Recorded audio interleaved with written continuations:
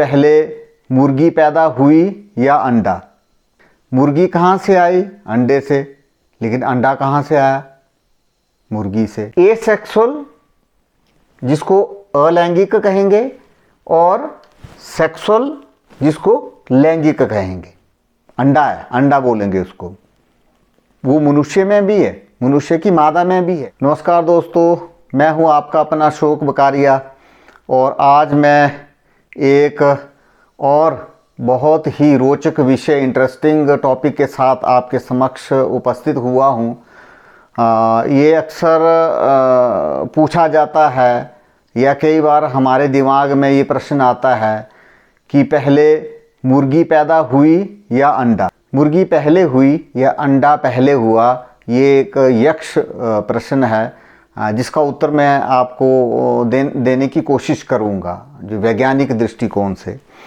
तो उससे पहले थोड़ा सा इस पे मैं आपको इंट्रोडक्शन देना चाहूँगा कि जैसे प्रजनन है या रिप्रोडक्शन क्या है। हिंदी में हम प्रजनन कहते हैं, अंग्रेजी में हम रिप्रोडक्शन कहते हैं। प्रजनन या रिप्रोडक्शन जो है अपनी तरह की संतानें पैदा करना प्रजनन या रिप्रोडक्शन कहलाता है, दोनों में, पौधों में भी और जंतुओं में भी। तो ये प्रजनन जो है ये कितने प्रकार का होता है? मुख्यतः दो प्रकार का प्रजनन है इसमें। एसेक्सुअल जिसको अलैंगिक कहेंगे और सेक्सुअल जिसको लैंगिक कहेंगे। यानी एसेक्सुअल रिप्रोडक्शन कैसे है? जिसमें एक ही जीव उसमें हिस्सा लेता है। जैसे मैं आपको उदाहरण देता हूँ, ये गुलाब की टहनी को काट करके हम उसको अगर मिट्टी में रोप दें और पानी देते रहें तो उसमें से एक और पौधा जो है वो उगाता है। तो वो कौन सी रिप्रोडक्शन हुई? अलैंगिक, एसेक्सुअल, जिसमें एक ही जो पेरेंट है, पौधा भी हो सकता है, वो जंतु भी हो सकता है, तो एक ही हिस्सा लेता है। इसी प्रकार से बहुत सारे जंतु हैं, जैसे केंचुआ है। केंचुओं को अगर आप दो हिस्सों में काट दें तो कुछ समय के बाद वो दोनों हिस्से जो हैं वो अलग अलग दो केंचुओं में जो है वो विकसित हो जाते हैं। तो ये क्या हो गया? एसेक्सुअल या अलैंगिक प्रजनन। दूसरा सेक्सुअल या लैंगिक प्रजनन। सेक्सुअल रिप्रोडक्शन, हिंदी में बोलेंगे लैंगिक प्रजनन। तो इसमें क्या है? इसमें दो लिंग, दो जो पेरेंट्स हैं, दो जीव, वो पौधे भी हो सकते हैं, जंतु भी हो सकते हैं, हिस्सा लेंगे प्रजनन में जब अगली वो संतति पैदा करेगी, अगली संतान पैदा करेंगे। तो उसमें जो पहला जो है वो नर, या जिसको हम अंग्रेजी में मेल बोलेंगे, हिंदी में नर, और दूसरा पेरेंट उसमें फीमेल या हिंदी में हम उसको मादा बोलेंगे, वो होंगे। तो ये दोनों हिस्सा लेते हैं किसमें? संतति।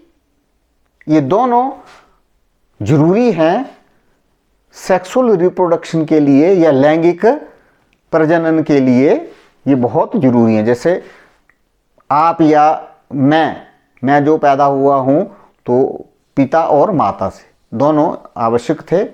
तो पिता क्या हो गए? नर, और माता मादा। इसी प्रकार से सभी जंतुओं के साथ ऐसा है, और पौधे भी बहुत सारे इसी प्रकार से ये आगे प्रजनन करते हैं। तो नर जो है वो ऐसी कोशिकाएं पैदा करता है, सेल्स पैदा करता है जो क्या होती हैं? रिप्रोडक्शन में हिस्सा लेती हैं। उनमें जीन्स जो हैं वो आधे होते हैं। मेल का जो नर युग्मक है या जो प्रजनन में हिस्सा लेता है, मेल गैमीट है, उसमें भी क्रोमोसोम भी आधे हैं, जीन भी आधे हैं। और फीमेल जो मादा है, उसका जो मादा युग्मक है या फीमेल गैमीट है, उसमें भी जीन्स या क्रोमोसोम आधे होंगे। ये जीन्स और क्रोमोसोम में हम जाएंगे, बहुत बड़ा विषय है, इसमें आप इतना ही रखें। तो यानी आधे जीन नर से और आधे जीन मादा से आते हैं। किसके द्वारा? ये गैमीट्स होते हैं, जिसको मेल गैमीट को नर युग्मक बोलते हैं। जो नर युग्मक है जो नर से आता है, यह मेल गैमीट जो मेल से आता है, और दूसरा फीमेल से फीमेल गैमीट आता है, मादा युग्मक। तो नर युग्मक को अंग्रेजी में स्पर्म बोलते हैं और हिंदी में शुक्राणु, जबकि मादा युग्मक को अंग्रेजी में ओवम बोलते हैं या अंडा बोल देंगे, हिंदी में अंडाणु या अंडा बोलेंगे इस प्रकार से। तो मतलब मादा युग्मक जो है उसको हम ओवम बोलेंगे अंग्रेजी में और हिंदी में अंडाणु, या जिसको हम अपनी प्रचलित भाषा में एग या अंडा बोल देते हैं। ये सभी में मैं आपको थोड़ा सा विस्तार से बताऊंगा कि ये जो अंडा है इसके ऊपर ही हमारा आज का ये विषय है कि आज का विषय है कि क्या मतलब मुर्गी पहले आई या अंडा पहले आया। यानी कहने का अर्थ यही है कि जितने भी जीव हैं, चाहे वो पौधे हैं चाहे वो जंतु हैं, जंतु तो मुख्यतः ये लैंगिक प्रजनन के द्वारा ही संतति उत्पन्न करते हैं। पौधे भी लैंगिक प्रजनन के द्वारा संतति पैदा करते हैं। यानी पौधों और जंतुओं में स्पर्म और ओवम, शुक्राणु और अंडाणु दोनों है। यानी आधे जीन्स इससे आए, आधे जीन इससे आए, और जब ये मिलते हैं शुक्राणु और अंडाणु तो क्या बनता है? जाइगोट, युग्मनज हिंदी में हम बोलेंगे। और वही युग्मनज फिर समय के बाद, कुछ समय के बाद, जैसे मनुष्य में जो है ये 9 महीने के बाद, या जो दूसरे हैं हाथी उसमें 23 महीने के बाद भी, अलग अलग जंतुओं के अलग अलग कुछ हफ्तों में भी हो जाता है। तो ये संतान पैदा करते हैं और ये संतान छोटे होते, बच्चे होते हैं, ये बड़े होकर के वयस्क बनते हैं, एडल्ट बनते हैं। तो हमारा क्या कहने का अर्थ ये है कि आधे जीन जो है वो फादर से आए और आधे मदर से। तो ये फिर जाइगोट बन गया, युग्मनज बन गया, संतान पैदा होगी, छोटे हैं बच्चे हैं वो, और वो बड़े होकर के एडल्ट या वयस्क हो जाएंगे। तो इस प्रकार से आधे और आधे जीन एक हो गए। ये जैसे मैं हूँ तो मेरे में आधे जीन जो हैं वो पिता की तरफ से और आधे माता की तरफ से। वैसे ही पौधों और जंतुओं में भी होता है जो लैंगिक प्रजनन जब होता है, सेक्सुअल रिप्रोडक्शन जब होती है। तो अब मैं इसमें अब हमारा जो फोकस है वो इस एग और अंडे के ऊपर है। तो मित्रों मैं आपको एक चीज़ बता दूं कि ये अंडा बिना अंडे यानी बिना अंडाणु के हम मनुष्य लोग भी पैदा नहीं हो सकते। मछली है, सरीसृप हैं, और उसके बाद पक्षी हैं, फिर हम जो मैमल्स हैं जिसको स्तनधारी कहते हैं, सभी में जब सेक्सुअल रिप्रोडक्शन होगी तो उसमें शुक्राणु और अंडाणु का उसमें शुक्राणु और अंडाणु हिस्सा लेंगे। और वही अंडाणु, अंडा है, अंडा बोलेंगे उसको, वो मनुष्य में भी है, मनुष्य की मादा में भी है, लेकिन वो हमें दिखाई क्यों नहीं देता? वो इसलिए दिखाई नहीं देता क्योंकि निषेचन के बाद जब जाइगोट बनता है, कंसेप्शन के बाद जब जाइगोट बनता है, तो वो जो स्तनधारी हैं उनके यूट्रस में, उनके गर्भ में वो जो है जाइगोट जो है वो गर्भ की दीवार के साथ चिपक जाता है। फिर आगे प्लेसेंटा भी डेवलप होता है, लंबी बात है मैं यहाँ नहीं करूँगा। और पेट के अंदर ही वो बच्चा जो है वो बढ़ता है। एक जगह आधे जीन, आधी सेल पिता से आई, आधी माता से आई, मिल करके एक सेल हो गई, जाइगोट बन गया, युग्मनज बन गया।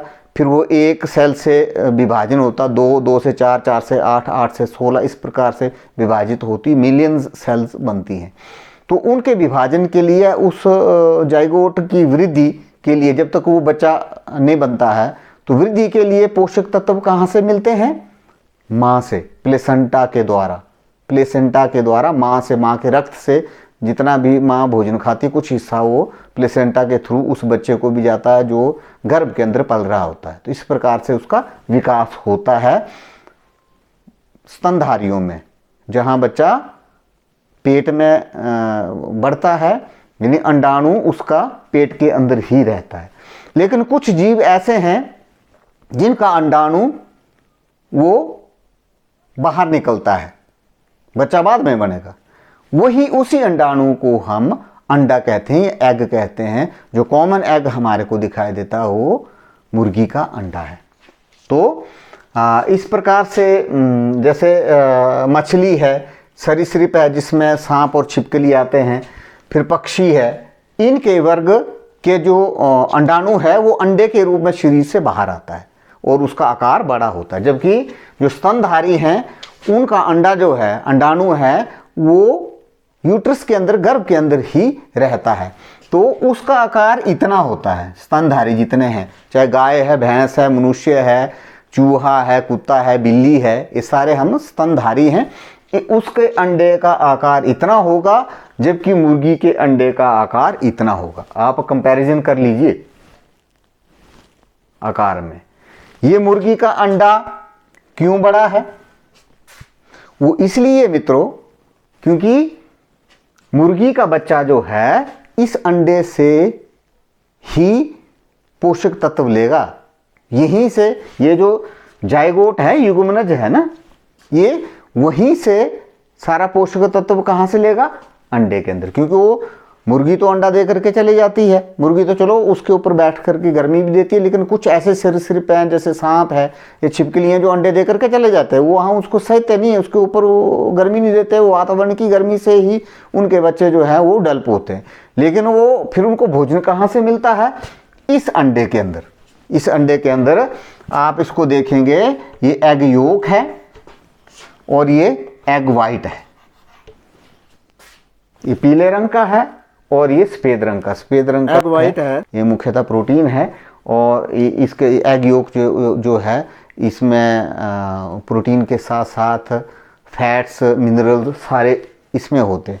और साथ में ये एक एयर सैक भी है, यानी एक छोटा सा हवा का खाना भी है इसके अंदर, जो शुरू में सांस लेने के लिए उनको चाहिए। बाद में जब जरूरत पड़ती है तो जो इसका शेल होता है अंडे का, ये पोरस होता है, छिद्र होते हैं, तो ऑक्सीजन इसके अंदर जा सकती है, कार्बन डाइऑक्साइड उसके बाहर आ सकती है। लेकिन शुरू में ये एयर सैक से, यहीं से ये ऑक्सीजन लेता है। और ये यहाँ पर आप देखेंगे कि ये छोटा सा क्या है? भ्रूण है। ये जो जितने भी सरीसृप है जिनके अंडे जो अंडे बाहर देते हैं, सबसे पहले जब मेटिंग होती है, स्पर्म उसके अंदर ही, पेट के अंदर ही मिल गया होता, उसके बाद जब वो ओवम बाहर आता, धीरे धीरे रोल होता हो, तो उसके ऊपर ये एग योक, फिर एग वाइट, और बाद में उसके ऊपर शेल चढ़ जाता है, तब वो अंडा ये देते हैं पक्षी या जितने भी मछली या सरीसृप है ये देते हैं। तो इसका बोलने का अर्थ यही है कि यहाँ ये छोटा सा भ्रूण है या जर्मिनल डिस्क भी कह देते हैं यहाँ। तो ये क्या है? ये सारा उनके लिए भोजन है। यहीं से भोजन जो है ये विकसित होता हुआ चूजा बच्चा प्राप्त करता है। तो इसलिए मुर्गी है या सांप है या जो मछली है, ये पक्षी, अन्य पक्षी, उनके अंडे क्यों बड़े होते हैं? क्योंकि उनके लिए उसके अंदर भोजन है। और आपको पता सबसे बड़ा अंडा किसका? ऑस्ट्रिच का, शतुरमुर्ग का, इतना बड़ा होता है। तो ये हुआ, पर अभी तक उस प्रश्न का उत्तर नहीं आया है कि पहले मुर्गी हुई या अंडा। तो मित्रों, जैसे डार्विन का सिद्धांत है कि स्पीसीज का जो है जीवों का विकास हुआ है, पहले एक कोशिकीय जीव हुए, उसके बाद लाखों सालों में फिर वो आगे बढ़ते बढ़ते बढ़ते फिर पहले जैसे मछली जैसे हुए, उसके बाद जो है मछली से सरीसृप और पक्षी बने, और इनमें से सरीसृप और पक्षियों का जो सरीसृप और पक्षियों का जो पूर्वज था, उससे ही जो मैमल हैं, ये स्तनधारी जैसे हम हैं, वो बने। और हम स्तनधारियों में भी बड़े अलग अलग प्रकार के, जैसे चूहा, खरगोश, बिल्ली, कुत्ता, मनुष्य, गाय, भैंस, बकरी, हाथी, ब्लू व्हेल, इस प्रकार के ये जो स्तनधारी जो हैं, ये उससे विकसित हुए। तो जब ये सेक्सुअल या लैंगिक प्रजनन होना शुरू हुआ, उसी समय से ये अंडाणु, ये वाला अंडाणु, ये और शुक्राणु, ये साथ साथ चलते रहे। तो जैसे जैसे कोई जीव जो जैसे मछली के रूप में विकसित हुआ, तब भी वो अंडा था, तब भी शुक्राणु था। और सिर्फ विकसित हुए, पक्षी विकसित हुए धीरे धीरे करोड़ों सालों में, तो भी ये अंडा और ये स्पर्म जो है, शुक्राणु जो साथ साथ में चलते रहे। तो फिर क्या हम निष्कर्ष निकाल सकते हैं कि पहले अंडा हुआ ये मुर्गी?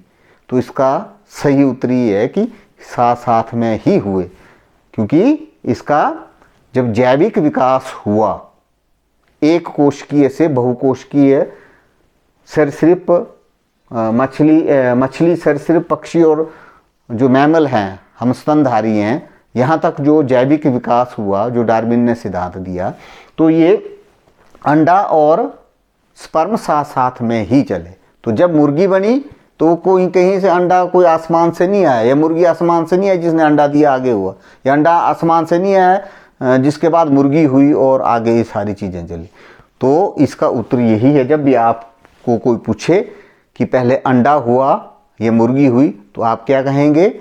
मुर्गी और अंडा, इन दोनों का विकास साथ साथ में हुआ। तो हम ये नहीं कह सकते कि पहले मुर्गी आई या अंडा आया। मुर्गी ने अंडा दिया, पर मुर्गी कहाँ से आई? अंडे से आई, अंडे से चूजा पैदा हुआ। तो मित्रों, इस प्रकार से हम इसको इतना एक्सप्लेन कर सकते हैं कि मुर्गी और अंडा, इनका विकास धीरे धीरे साथ साथ में ही हुआ। तो हम ये नहीं कह सकते कि मुर्गी पहले आई या अंडा, ये साथ साथ में ही आए। तो आज का विषय इतना ही है। अगले विषय में मैं एक और बहुत महत्वपूर्ण विषय होने वाला है कि अंडा शाकाहार में आता है या मांसाहार में आता है। अगली वीडियो में आप देखेंगे। लेकिन आपके साथ एक अनुरोध हमेशा रहता है कि मेरा चैनल सब्सक्राइब करें। अगर ये वीडियो आपको अच्छी लगी है तो उसको लाइक भी करें, शेयर भी करें और कमेंट भी करें कि ये वीडियो आपको कैसा लगा। तो अगले विषय तक के लिए धन्यवाद।